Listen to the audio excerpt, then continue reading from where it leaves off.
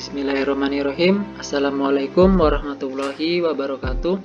Alhamdulillahirrabbilalamin. Sayyidina Muhammadin wa ala alihi wa sahbihi ajma'in. Amma ba'du. Perkenalkan, nama saya Firmanto dari program studi Tadris Matematika Institut Agama Islam Negeri Palopo.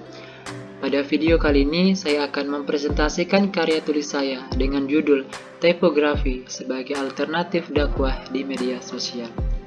Adapun karya tulis ilmiah ini saya tulis menggunakan metode studi literatur dengan mengambil sebagian informasi dari jurnal dan juga bahan bacaan lain di internet. Saya juga menyebarkan angket kepada 86 koresponden yang berumur 18 sampai 25 tahun yang secara aktif menggunakan media sosial. Bahan tersebut kemudian saya susun untuk memperoleh informasi yang dapat menganalisis masalah dan memberikan penjelasan mengenai permasalahan tersebut. Lantas apa yang akan saya bahas pada video kali ini? Yang pertama ialah pengertian tipografi dakwah, yang kedua dakwah di media sosial, dan yang ketiga, apakah tipografi dakwah ini efektif jika digunakan sebagai alternatif dakwah di media sosial? Yang pertama ialah pengertian tipografi dakwah. Tipografi, seni cetak atau tata huruf adalah suatu kesenian dan teknik memilih dan menata huruf dengan pengaturan penyebarannya pada ruang yang tersedia sehingga menciptakan kesan tertentu. Sedangkan dakwah berasal dari kata da'a, yaitu dakwatan yang berarti memanggil, mengajak, dan menyeru. Jadi dapat dikatakan bahwa tipografi dakwah adalah suatu kesenian di mana teknik menata huruf yang di dalamnya terdapat pesan dakwah atau mengajak kepada kebaikan dan menghindari kepada kemungkaran. Yang kedua, bagaimana dakwah di media sosial? Berikut adalah data dari Hootsuite We Are Social yang menyebutkan bahwa pada tahun 2019 jumlah pengguna internet di Indonesia mencapai 149,5 juta. Hal ini mengalami peningkatan 17%, yaitu 25 juta, sehingga pada tahun 2020 mencapai 174,5 juta. Lantas, berapa pengguna media sosial? Berdasarkan data tersebut, pada tahun 2020 mengalami peningkatan sebanyak 10 juta pengguna media sosial. Lantas bagaimana kelebihan dakwah di media sosial? Yang pertama, tidak terbatasi ruang dan waktu, hemat energi dan biaya. Yang kedua, dakwah menjadi lebih kreatif. Dan yang ketiga, jumlah pengguna internet terus meningkat. Yang ketiga ialah efektivitas tipografi dakwah. Dakwah ini tidak terbatas atau sebagai upaya penyampaian ajaran Islam melalui pengajian dan lain sebagainya.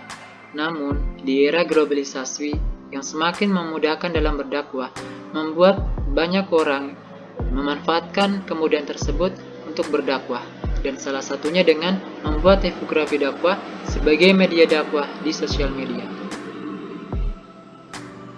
Berikut adalah data dari 86 koresponden mengenai efektivitas tipografi sebagai media dakwah di sosial media. Berdasarkan diagram 1.1 menyebutkan bahwa WhatsApp adalah media sosial yang sering digunakan, yaitu sebanyak 64% atau 80 orang. Dan 80 orang tersebut sering melihat tipografi dakwah di sosial media. Artinya apa? Sudah banyak masyarakat yang sadar akan dakwah dan memanfaatkan media sosial. Berdasarkan diagram 1.2 menyampaikan bahwa pesan-pesan dakwah yang ada di tipografi ini tersampaikan, yaitu sebanyak 83 orang sepakat atau setuju bahwa pesan yang ada di tipografi dakwah itu dapat tersampaikan. Berdasarkan diagram 1.3 menyatakan bahwa 85 orang setuju bahwa tipografi ini dapat dijadikan sebagai alternatif dakwah di sosial media. Tipografi ini menggunakan konsep estetik sehingga penerima pesan dakwah secara visual akan lebih menyukai untuk membaca pesan yang disampaikan. Selanjutnya ialah contoh tipografi dakwah. Tipografi dakwah ini telah di-repost oleh akun Instagram @tipografidakwah.id. Yang pertama, tipografi tentang mengajak beribadah. Yang kedua, tipografi tentang bersyukur. Dan yang ketiga, tipografi tentang mengajak ke masjid. Ketiga contoh tipografi ini dibuat dengan menerapkan estetik, yaitu dibuat sedemikian rupa sehingga para pengguna media sosial tertarik untuk membaca pesan-pesan dakwah yang ada pada tipografi tersebut. Demikianlah pemaparan saya mengenai karya tulis tipografi sebagai alternatif dakwah di media sosial. Apabila di dalam pemaparan tersebut ada hal yang kurang berkenan di hati, saya meminta maaf sedalam-dalamnya.